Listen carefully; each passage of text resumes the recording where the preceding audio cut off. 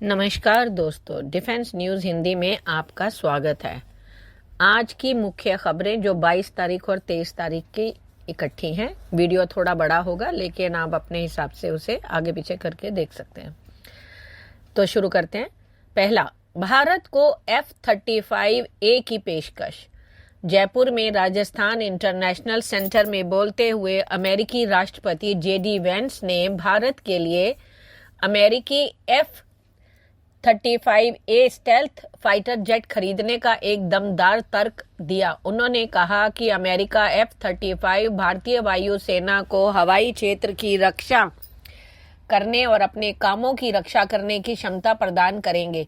यह टिप्पणी भारत की 4 दिवसीय आधिकारिक यात्रा के दौरान आई, जिसमें उनकी पत्नी उषा वेंस, उनके बच्चे और एक उच्च स्तरीय अमेरिकी प्रतिनिधिमंडल भी शामिल था। इस यात्रा में सांस्कृतिक कार्यक्रम, उच्च दाव वाली कूटनीतिक चर्चाएं शामिल हैं जो भारत अमेरिकी रक्षा संबंधों में बढ़ती गति को रेखांकित करती हैं, जिसमें F-35A सामरिक सैन्य सहयोग के केंद्र बिंदु के रूप में उभर रहा है। अगला, ब्राजील को आकाश मिसाइल प्रणाली की पेशकश में प्रतिस्पर्धा। भारत ब्राजील की अपनी वायु रक्षा क्षमताओं को सुधारने की महत्वाकांक्षी योजना में खुद को एक मजबूत खिलाड़ी के रूप में स्थापित कर रहा है, जिसमें भारत द्वारा निर्मित आकाश सतह से हवा में मार करने वाली मिसाइल प्रणाली दक्षिण अमेरिकी राष्ट्र की मध्यम उच्च ऊंचाई वाली वायु रक्षा तोपखाना प्रणाली परियोजना में शीर्ष दावेदार के रूप में उभर रही है। जून 2024 में अध्यादेश EME/CX संख्या 1338/2024 के तहत शुरू की गई इस परियोजना का उद्देश्य ब्राजील की अपने विशाल क्षेत्र और महत्वपूर्ण प्रतिष्ठानों की रक्षा करने की क्षमता को बढ़ाना है। भारत के DRDO द्वारा विकसित आकाश चीन के स्काई ड्रैगन 50 के साथ सीधे मुकाबले में है, जिसमें एक उच्च दांव प्रतियोगिता के लिए मंच तैयार हो रहा है, जो लैटिन अमेरिका में भारत के रक्षा निर्यात पदचिन्ह को नया आकार दे सकता है। ब्राजील के लिए आकाश अपनी पुरानी प्रणालियों से एक महत्वपूर्ण छलांग का प्रतिनिधित्व करता है, जो बढ़ी हुई रेंज, बहुलक्ष्य जुड़ाव और लागत प्रभावशीलता प्रदान करता है, जबकि एक संभावित सरकार से सरकार सौदा खरीद में तेजी ला सकता है और द्विपक्षीय संबंधों को गहरा कर सकता है। अगला, वायु सेना C-130J सुपर हरक्यूलिस के लिए EW पॉड्स की खोज कर रही है। भारतीय वायुसेना अपने C-130J सुपर हरक्यूलिस परिवहन विमान के बेड़े को उन्नत इलेक्ट्रॉनिक वॉरफेयर यानी EW पॉड से लैस करने के लिए सक्रिय रूप से विकल्पों की खोज कर रही है, जिसका उद्देश्य इस प्लेटफॉर्म की भूमिका को रसद से परे इलेक्ट्रॉनिक लड़ाकू सहायता के क्षेत्र में विस्तारित करना है। IAF के सूत्रों से पता चलता है कि प्रस्तावित EW पॉड C-130J को अनुकूलित जैमिंग और स्पूफिंग तकनीकों का उपयोग करके दुश्मन के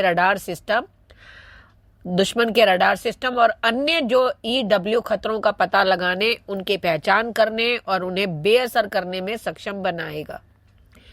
यह DRDO की स्वदेशी तकनीक का लाभ उठा सकता है, जिसने पहले ही भारत के लड़ाकू जेट कार्यक्रमों के लिए EW सिस्टम वितरित किए हैं। लॉकहीड मार्टिन द्वारा निर्मित बहुमुखी 4 इंजन वाला टर्बोप्रॉप विमान C-130J 2010 में शामिल होने के बाद से ही IAF के लिए एक महत्वपूर्ण कार्य कर रहा है। 12 विमानों के साथ, जो मुख्य रूप से हिंडन और पानागढ़ एयरबेस पर आधारित है, यह बेड़ा सामरिक एयरलिफ्ट, विशेष अभियानों और आपदा राहत मिशनों में उत्कृष्ट है।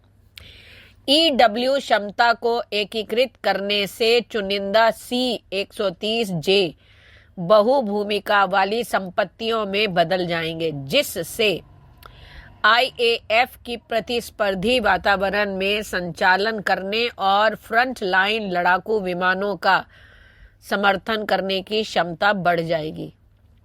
अगला, पहलगाम हमले के बाद पाक वायुसेना ने साब एरिए AEW&C तैनात किया। 22 अप्रैल को जम्मू कश्मीर के पहलगाम में हुए एक विनाशकारी आतंकी हमले के बाद, जिसमें कम से कम 26 नागरिक, जिनमें ज्यादातर पर्यटक थे, की जान चली गई थी, पाकिस्तान वायुसेना ने भारत के साथ सीमा पर अपनी सैन्य स्थिति को काफी हद तक बढ़ा दिया है।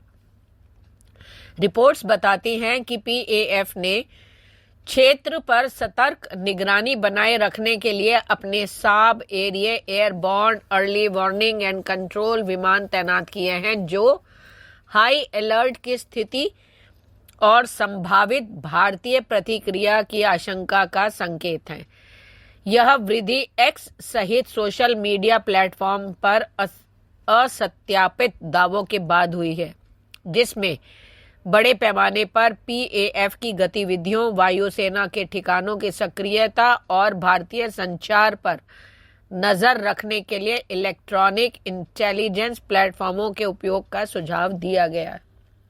अगला, तुर्की UAV वर्सेस आकाश SAM। बाकू स्थित centre for analysis of international relation, जो कि अजरबैजान के सैन्य प्रतिष्ठान के साथ निकटता से जुड़ा एक थिंक टैंक है, की एक रिपोर्ट ने आर्मीनिया के साथ हाल की झड़पों में अजरबैजान द्वारा इस्तेमाल किए गए तुर्की द्वारा आपूर्ति किए गए मानव रहित हवाई वाहनों यानी UAV का मुकाबला करने में भारत की आकाश सतह से हवा में मार करने वाली मिसाइल प्रणाली की प्रभावशीलता के बारे में चिंता जताई है। भारतीय मीडिया में उद्धृत और क्षेत्रीय सुरक्षा मंचों पर चर्चा की गई रिपोर्ट में आर्मीनिया को 15 आकाश SAM प्रणालियों की आपूर्ति के लिए भारत के $720 मिलियन के सौदे के रणनीतिक निहितार्थों को रेखांकित किया गया है, जिसे 2022 में अंतिम रूप दिया गया है और नवंबर 2024 में डिलीवरी भी शुरू हो गई। जैसा कि आर्मेनिया अजरबैजान के ड्रोन केंद्रित युद्ध का मुकाबला करने के लिए अपने हवाई बचाव को मजबूत कर रहा है, आकाशवाणी केंद्र का विश्लेषण आकाश प्रणाली द्वारा उत्पन्न सामरिक चुनौतियों और दक्षिण काकेशस संघर्ष में संतुलन को बदलने की इसकी क्षमता पर प्रकाश डालता है, जबकि येरेवन के साथ भारत के बढ़ते रक्षा संबंधों पर अजरबैजान की व्यापक बेचैनी को दर्शाता है। अगला, सेना ने रक्षा खरीद नियमावली में सुधार पर जोर दिया।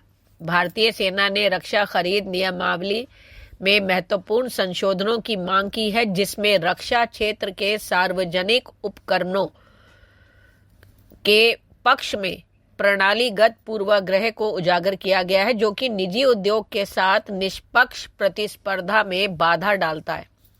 21 अप्रैल को PhD chambers of commerce and industries के एक कार्यक्रम में बोलते हुए master general sustenance lieutenant general Amardeep Singh Aujla ने सैन्य क्षेत्र में आत्मनिर्भर भारत के लक्ष्यों को साकार करने के लिए समान स्तर के खेल मैदान की आवश्यकता पर जोर दिया।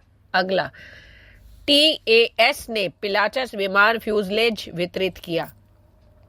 टाटा एडवांस सिस्टम लिमिटेड ने मार्च 2025 में 300वें पिलाटस विमान के धड़ की डिलीवरी के साथ भारत की एरोस्पेस विनिर्माण यात्रा में एक प्रमुख उपलब्धि हासिल की है, जिससे सटीक इंजीनियरिंग और एरोस्पेस विनिर्माण में वैश्विक अग्रणी के रूप में इसकी प्रतिष्ठा और मजबूत हुई है।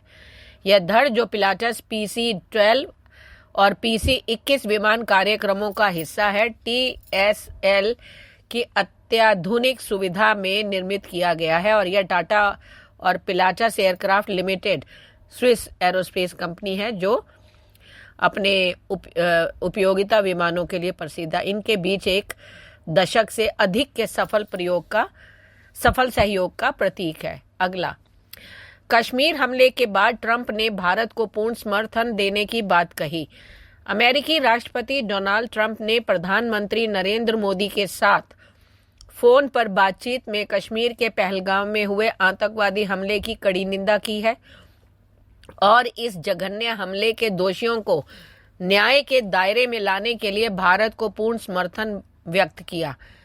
विदेश मंत्रालय के प्रवक्ता रणधीर जायसवाल ने एक्सक्लूसिव पर एक पोस्ट में कहा, राष्ट्रपति डोनाल्ड ट्रंप ने पीएम को फोन किया और जम्मू कश्मीर में आतंकवादी हमले में निर्दोष लोगों की जान जाने पर गहरी संवेदना व्यक्त की। अगला, कश्मीर हमले पर इजराइल ने संवेदना प्रकट की।